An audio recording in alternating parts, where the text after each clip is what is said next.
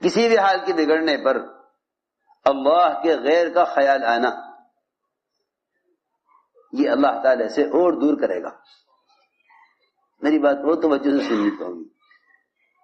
کسی بھی حال میں، کسی بھی طرح کی پریشانی میں اللہ کے غیر کا خیال آنا، یہ بندے کو اللہ سے دور کرے گا، یہ بندے کو اللہ سے دور کرے گا۔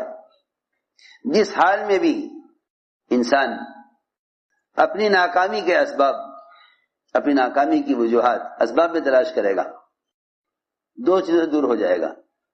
ایک تو دین سے دور ہو جائے گا، دوسرے اللہ سے بھی دور ہو جائے گا۔ اور اس وقت کا ہمارے اللہ سے دوری کا اور دین میں غفلت کا اور دین سے دوری کا جو اصل سبب ہے وہ یہ ہے کہ ہر شخص اپنے حال کو کسی نہ کسی سبب سے جوڑے ہوئے ہے۔ عجیب بات ہے، اچھے حالات کو بھی اسباب سے جوڑتے ہیں، اچھے حالات کو بھی اسباب سے جوڑتے ہیں۔ اگر یہ دکان نہ ہوتی تو نفع نہ ہوتا، اگر یہ دوا نہ ہوتی تو شفا نہ ہوتا، اگر یہ والے ہتھیار نہ ہوتے تو حفاظت نہ ہوتی، اگر یہ بادشاہ نہ ہوتا تو ملک کی ترقی نہ ہوتی۔ اچھے حالات کو بھی اسباب سے جوڑتے ہیں اور برے حالات کو بھی اسباب سے جوڑتے ہیں۔ اگر یہ حاکم نہ ہوتا تو یہ برے حالات نہ ہوتے، اگر یہ اسباب نہ ہوتے تو یہ پریشانی نہ ہوتی۔ عجیب بات ہے، نہ اچھے حال کو اللہ کی طرف پھیرتے ہیں نہ برے حال کو، حالانکہ ایمان اس وقت تک مومن میں ہو نہیں سکتا جب تک وہ اپنے اچھے برے تمام حال کو براہ راست اللہ کی طرف منسوب نہ کرے۔ والقدر خیرہ وشرہ من اللہ تعالی۔ تو میں نے عرض کیا کہ جو لوگ اپنی ناکامی کو اسباب سے جوڑ دیتے ہیں اس سے دو نقصان ہوتے ہیں۔ ایک تو وہ توبہ کی طرف نہیں آ سکتے، توبہ کی طرف نہیں آ سکتے، کیونکہ توبہ کی طرف وہ آئے گا جو اپنے حال کو اپنے اعمال سے جوڑے گا، وہ توبہ کی طرف آئے گا۔ جو اپنے حال کو اسباب سے جوڑے گا وہ توبہ کی طرف تو کیا آئے گا بلکہ وہ ایسے مزید اسباب اختیار کرے گا جن سے حالات اور بگڑیں گے۔ یہی وجہ ہے کہ لوگ نقصان میں حرام اسباب کی طرف چلے جاتے ہیں بجائے موجودہ حرام اسباب کو چھوڑنے کے مزید حرام اسباب کی طرف قدم اٹھاتے ہیں، اس لیے کہ حرام اسباب جلدی مہیا ہو جائیں گے، حرام اسباب جلدی مہیا ہو جائیں گے۔ ساری دنیا میں باطل اور کفر کی کوشش یہ ہے کہ حرام اسباب زیادہ مہیا کرو، حرام اسباب زیادہ مہیا کرو۔ قرض کا حال آئے گا تو سود کو سوچے گا، قرض کا حال آئے گا تو سود کو سوچے گا، مقدمات کا حال آئے گا تو جھوٹ کو سوچے گا۔ یہ ہے وہ حرام اسباب جن سے انسان حالات سے نکلنے کے لیے ان کو اختیار کر لیتا ہے۔ میں نے عرض کیا کہ سب سے بنیادی بات یہ ہے کہ اللہ تعالی کافر کو اس کے ارادے میں کامیاب کرتے ہیں اپنے سے دور رہنے کے لیے، اپنے سے دور رہنے کے لیے، اور مسلمان پر حالات لاتے ہیں اپنے قریب کرنے کے لیے، اپنے قریب کرنے کے لیے۔ اس لیے دوستو عزیزو، جتنے بھی اسباب ہیں، چاہے وہ اسباب انبیاء علیہ السلام کے پاس ہوں یا صحابہ کرام کے پاس ہوں یا اولیاء کرام کے پاس ہوں یا نیک مسلمانوں کے پاس ہوں، ان سب کے پاس اسباب کی شکلیں محض ان کے امتحان کے لیے ہیں، محض ان کے امتحان کے لیے ہیں، یہ بتانے کے لیے کہ تمہارے تمام ارادوں اور تمام شکلوں پر اللہ کا قبضہ ہے، وہ جو چاہیں گے وہ کریں گے، وہ جو چاہیں گے وہ کریں گے۔ سلیمان علیہ السلام کو ایسی بادشاہت دی جو قیامت تک بھی کسی کے لیے میسر نہیں ہے، قیامت تک بھی میسر نہیں ہے۔ پھر اس میں آزمایا کہ تم اتنے اختیارات حاصل ہونے کے بعد ہماری مشیت کو اصل سمجھتے ہو یا یوں سمجھتے ہو کہ بھئی اللہ نے اسباب دیے ہیں، اللہ نے خیر کا ہی ارادہ کیا ہے۔ یہ ضروری نہیں کہ اللہ تعالیٰ جس کو اسباب دے دیں اس سے اللہ خیر کا ارادہ کر لیتے ہیں، ایسا نہیں ہے، ایسا نہیں ہے۔ اللہ تعالیٰ اسباب دے کر آزماتے ہیں، اللہ اسباب دے کر آزماتے ہیں۔ اسباب آزمائش کے لیے ہیں، اسباب اطمینان کے لیے نہیں بلکہ امتحان کے لیے ہیں، اسباب امتحان کے لیے ہیں، اطمینان کے لیے نہیں ہیں۔ لوگ اپنے اسباب سے مطمئن ہو جاتے ہیں، اسباب میں مطمئن ہو جاتے ہیں، حالانکہ اسباب امتحان کے لیے ہیں، اطمینان کے لیے نہیں ہیں، چاہے وہ اسباب نبی کے ہی پاس کیوں نہ ہوں۔ لو جی، جب اسباب میں انبیاء کے لیے بھی اطمینان نہیں تو ہمارے لیے اطمینان کیسے ہوگا، جبکہ اللہ نے تو نبیوں سے مدد کا وعدہ کیا ہے، اللہ نے انبیاء علیہ السلام سے مدد کا وعدہ کیا ہے، اللہ نے انبیاء علیہ السلام سے مدد کا وعدہ کیا، پھر بھی ان کے لیے اسباب ان کے اطمینان کے لیے نہیں۔ دیکھو تو صحیح، اللہ نے ایسا عملہ دیا سلیمان علیہ السلام کو کہ آنکھ کے اشارے جتنی دیر میں ہو اتنی ہی دیر میں بلقیس کا تخت لا کر سامنے پیش کر دیا۔ تو یہ فرمایا کہ یہ میرے رب کا فضل ہے میری آزمائش کے لیے، میرے رب کا فضل ہے میری آزمائش کے لیے کہ میں اس پر اللہ کا شکر کرتا ہوں یا کفر کرتا ہوں۔ شکر تو یہ ہے کہ میں اس کو اللہ تعالی کے ذات کی طرف منسوب کر دوں کہ اللہ نے کیا، اور ناشکر کفر یہ ہے کہ میں اسے اللہ کے غیر کی طرف منسوب کر دوں کہ اللہ کے غیر نے کیا۔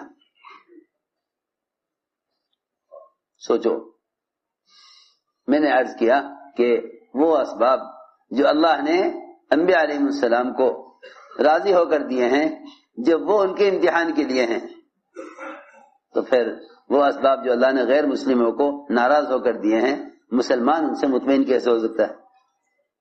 سوچنے کی بات۔ جو اسباب اللہ نے انبیاء علیہ السلام کو راضی ہو کر دیے ہیں جب وہ اطمینان کے لیے نہیں، تو جو اسباب اللہ نے غیروں کو ناراض ہو کر دیے ہیں مسلمان ان سے اطمینان کیسے کر سکتا ہے؟ وہ سوچنے کی بات ہے۔ اس لیے میں نے عرض کیا کہ اللہ رب العزت نے خوب بادشاہت دی سلیمان علیہ السلام کو، خوب اختیارات دیے، خوب اختیارات دیے، پانی پر بھی، ہوا پر بھی، جنات شیاطین پر بھی، درندوں پرندوں پر بھی، سب پر اختیار، سب پر اختیار، سب پر اختیار دیا۔ پھر آزمایا، پھر آزمایا کہ دیکھنا یہ ہے کہ اگر یہ ان سارے اختیارات اور قوت میں کسی خیر کے کام کا ارادہ کریں تو ہمیں یہ اس میں کتنا یاد رکھتے ہیں، ہمیں یہ کتنا یاد رکھتے ہیں۔ اللہ کی شان، اعلیٰ نسل کی بیویاں، اعلیٰ قوت، سلیمان علیہ السلام نے ان تمام اسباب میں ایک خیر کا ارادہ کیا کہ اپنی اولاد میں سے 100 مجاہد اللہ کے دین کی محنت کے لیے تیار کریں۔ بعد فرشتے نے کہا کہ ارادہ تو آپ نے یہ کیا ہے مگر آپ اپنے اس ارادے کو اللہ کی چاہت پر موقوف کر لیں، اس ارادے کو اللہ کی چاہت پر موقوف کر لیں۔ یوں نہ کہیں کہ میں یہ کروں گا، یوں کہیں اگر اللہ چاہے گا تو ایسا ہوگا۔ اس لیے کہ اللہ تعالیٰ کو دعا اور دعوت پسند ہے، دعویٰ پسند نہیں ہے، دعویٰ پسند نہیں ہے، اللہ کو دعویٰ پسند نہیں ہے، اللہ کو دعا پسند ہے۔ دعا عاجزی کا نام ہے، دعا عاجزی کا نام ہے. اللہ کریں گے یہ دعا ہے, اللہ کریں گے یہی دعا ہے. الحمدللہ رب العالمین کو افضل دعا اسی لیے کہا گیا کہ تم کسی بھی فعل کے ہونے کی نسبت اسی غیر کی طرف نہ کرو. تمام تعریفیں اللہ ہی کے لیے ہیں. افضل دعا یہی ہے الحمدللہ. افضل دعا حدیث میں فرمایا افضل دعا الحمدللہ. اللہ نے آزمایا, خوب قوت طاقت دی, اعلیٰ نسل کی بیویاں دی.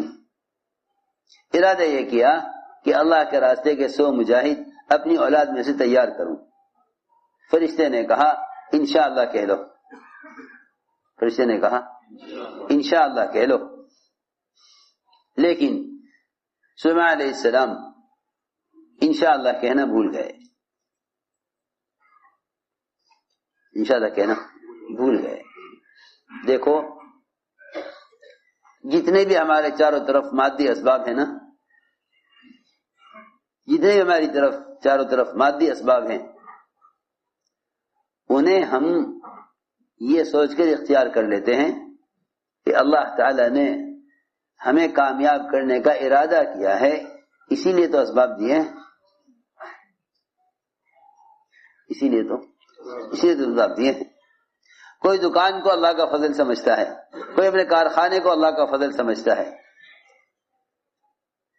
کوئی اپنے سرمایہ داری اور ملازمت اور حکومت کے نقشے کو اللہ کا فضل سمجھتا ہے. اللہ کا فضل اطمینان کے لیے نہیں, اللہ کا فضل امتحان کے لیے ہے. ہم جو بھی تمہیں استعداد دیں گے یہ دیکھنے کے لیے دیں گے کہ اس صلاحیت استعداد میں تم اپنی ذات سے ہونے کا ارادہ کرتے ہو یا ہماری چاہت پر ہونے پر موقوف سمجھتے ہو. یہ بات تھی. سلیمان علیہ السلام انشاءاللہ کہنا بھول گئے. انشاءاللہ کہنا بھول گئے. اللہ کی شان. 100 بیویوں سے صحبت کی, ایک بیوی کو حمل ٹھہرا, 99 کو حمل نہیں ٹھہرا. اس لیے کہ ساری دنیا کی عورتوں کے جتنے بھی ارحام ہیں وہ سب کے سب ہر آن ہر لمحہ ہر گھڑی اللہ کے قبضے میں ہیں.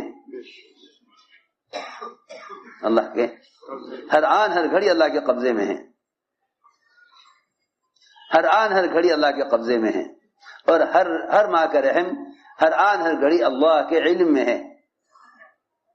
کس رحم میں بچہ کتنا بن رہا, بڑھ رہا یا نہیں بڑھ رہا, ایک ہر لمحہ اللہ کے علم میں اور اس کے قبضے میں ہے. اللہ کی شان کہ 99 بیویوں کو تو حمل ہی نہیں ٹھہرا. 99 بیویوں کو تو حمل ہی نہیں ٹھہرا. ایک کو حمل ٹھہرا, وہ حمل بھی وقت سے پہلے ضائع ہو گیا. دایا نے لا کر کرسی پر ڈالا بغیر روح کا جسم کہ یہ پیدا ہوا ہے. سمجھ گئے سلیمان علیہ السلام کہ یہ سارا جو کچھ سوچا ہوا تھا اس سب کا الٹ اس لیے ہوا ہے کہ ہم نے اپنے ارادے کو اللہ کی چاہت پر موقوف نہیں کیا. اپنے ارادے کو چاہت پر موقوف نہیں کیا. اللہ تعالی نے انبیاء علیہ السلام کو بھیجا اس لیے ہے تاکہ وہ اللہ کے احکام بندوں تک پہنچائیں. اللہ کے احکام بندوں تک پہنچائیں. اللہ نے انبیاء علیہ السلام کو بھیجا اس لیے ہے تاکہ جس وقت کی بھی امت کی جو ضرورت ہو دینی اعتبار سے جو بھی سوال ہو اللہ سے پوچھ کر اللہ کے بندوں کو پیغام پہنچائیں. لوگوں نے پوچھا اے محمد صلی اللہ علیہ وسلم یہ بتا دیجئے کہ اصحاب کہف کون تھے, روح کیا ہے, جو قرنین کون تھے. آپ نے فرمایا میں کل بتلا دوں گا, مجھے معلوم نہیں, میں کل بتلا دوں گا. سنو تو صحیح, میں کل بتلا دوں گا. ارادہ یہی ہے کہ جبرائیل آئیں گے ان سے پوچھ کے بتا دوں گا. جبرائیل آئیں گے ان سے پوچھ کر بتاؤں گا, کیونکہ انبیاء علیہ السلام کو اس چیز کا علم نہیں جس کا اللہ نے ان کو علم نہیں دیا. غیب کا علم انبیاء علیہ السلام کو نہیں ہے، غیب کا علم انبیاء علیہ السلام کو نہیں ہے، غیب کا علم انبیاء علیہ السلام کو نہیں ہے۔ اللہ اکبر، جب نبیوں کو غیب کا علم نہیں تو نجومیوں کو غیب کا علم کہاں سے ہوگا؟ اس زمانے میں سب سے زیادہ عقیدہ مسلمان کا یہ بگڑا ہوا ہے کہ وہ اللہ کے غیر سے اور مخلوق سے ان باتوں کو معلوم کرنا چاہتے ہیں جن باتوں کو خود نہیں جانتے، جن باتوں کو مخلوق نہیں جانتی، انہیں معلوم کرنا چاہتے ہیں مخلوق سے۔ ایک آدمی پیشن گوئی کرتا ہے اور اللہ تعالیٰ اپنی قدرت سے اس کے کہنے کے مطابق اپنی قدرت سے کر دیتے ہیں۔ ایسا نہیں ہے کہ اسے غیب کا علم ہو گیا، بلکہ اللہ تعالیٰ نے اپنی قدرت سے ایک کام اس کے کہنے کے مطابق اپنی قدرت سے کر دیا، اپنی قدرت سے کر دیا۔ تو یہ یوں کہتے ہیں کہ دیکھو ان کو غیب کا علم ہے، ان کو غیب کا علم ہے۔ جتنا بھی پوری دنیا میں نجومیوں کا جال بکھرا ہوا ہے اور مسلمان ان نجومیوں کی خبروں پر یقین کر لیتے ہیں، اس کی بنیادی وجہ یہ ہے کہ وہ کسی نجومی کی خبر کو سن کر اس کی خبر کا انکار نہیں کرتے، حالانکہ جب غیب کی نبیوں کو نہیں خبر تو نجومیوں کو کیسے خبر ہو سکتی ہے؟ نجومیوں کو کیسے خبر ہو سکتی ہے؟ اللہ کے سوا غیب کا علم کسی کو نہیں ہے، اللہ کے سوا غیب کا علم کسی کو نہیں ہے۔ علی رضی اللہ تعالیٰ عنہ سے ایک نجومی نے کہا کہ میں نے اپنے حساب سے دیکھ لیا ہے کہ آپ کا اس وقت دشمن کے مقابلے پر نکلنا مناسب نہیں ہے، آپ کو نقصان ہوگا، شکست ہوگی، زخم آئیں گے، آپ کامیاب نہیں ہوں گے، میں جس وقت کہوں اس وقت نکلیں۔ حضرت نے فرمایا کہ جو تیری بات کی تصدیق کرے، جو تیری بات کی تصدیق کرے اس کا ٹھکانہ جہنم ہے، اس کا ٹھکانہ جہنم ہے، جو تیری بات کی تصدیق کرے۔ نہیں، ہمارا یقین ہے اللہ کا غیر نہیں جانتا غیب میں کیا ہے، اللہ کا غیر نہیں جانتا کہ غیب میں کیا ہے، اللہ کا غیر نہیں جانتا کہ غیب میں کیا ہے۔ نجومی نے کہا میں بتلا دوں گا کہ آپ کی گھوڑی کے پیٹ میں نر ہے یا مادہ ہے۔ حضرت نے فرمایا اگر تیرا بتانا صحیح بھی ہو جائے تب بھی تیری بات کی تصدیق کرنے والے کا ٹھکانہ جہنم ہے، تب بھی تصدیق کرنے والے کا ٹھکانہ جہنم ہے۔ فرمایا المنجم کالکافر والکافر فی النار۔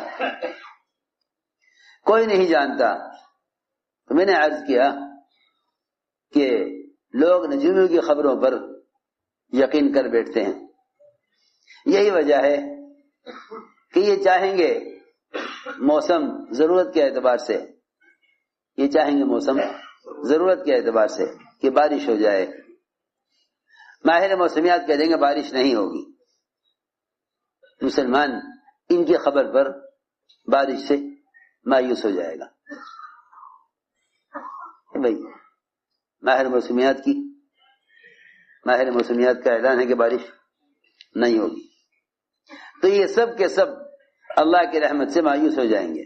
اس لیے قرآن نے کہا ہے کہ اللہ کی رحمت سے کافر ہی مایوس ہو سکتا ہے، اس لیے کہ اس کا یقین اور امید وہ نظام کائنات پر ہے،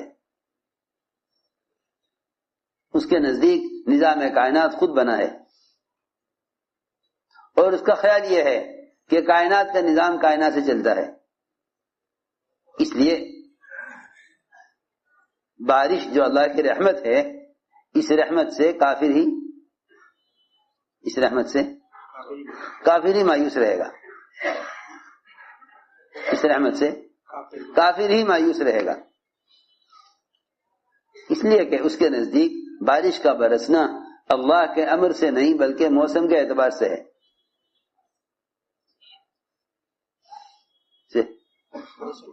اس کے نزدیک بارش کا برسنا موسم کے اعتبار سے ہے۔ اگر ماہر موسمیات بارش کی خبر دیں گے تو انہیں امید ہوگی، اور اگر یہ بارش کا انکار کریں گے تو یہ نا امید ہو جائیں گے، یہ نا امید ہو جائیں گے، اس لیے کہ ان کے نزدیک نظام کائنات سے چلتا ہے۔ میں مثال دے رہا ہوں کہ ان کی خبر پر لوگ فیصلہ کر لیتے ہیں کہ بارش ہوگی یا نہیں ہوگی۔ نہیں، اگر یہ کہو کہ بارش اللہ کے امر سے ہوتی ہے، ہم جب چاہیں گے جب بارش ہوگی، ہم جب چاہیں گے اللہ جب بارش کریں گے، ہم جب چاہیں گے اللہ جب بارش کریں گے، جب چاہیں گے رکوا لیں گے، جب چاہیں گے رکوا لیں گے، جب ہم چاہیں گے اللہ سے بارش رکوا لیں گے، جب چاہیں گے برسوا لیں گے۔ دور صحابہ میں یہ اتنا آسان کام تھا، ایک جمعہ میں آ کے صحابی نے بارش شروع کرائی، اگلے جمعہ میں آ کر صحابی نے بارش بند کرا دی، بارش بند کرا دی۔ ایسا آسان تھا جیسے تم اپنے گھر کی ٹوٹی جب چاہو کھول دو، جب چاہو اس کو بند کر دو۔ ایسی آسانی سے کائنات کا نظام اپنی چاہت کے مطابق چلوا لیا کرتے تھے، جن کا یقین اللہ کی ذات پر ہوتا تھا۔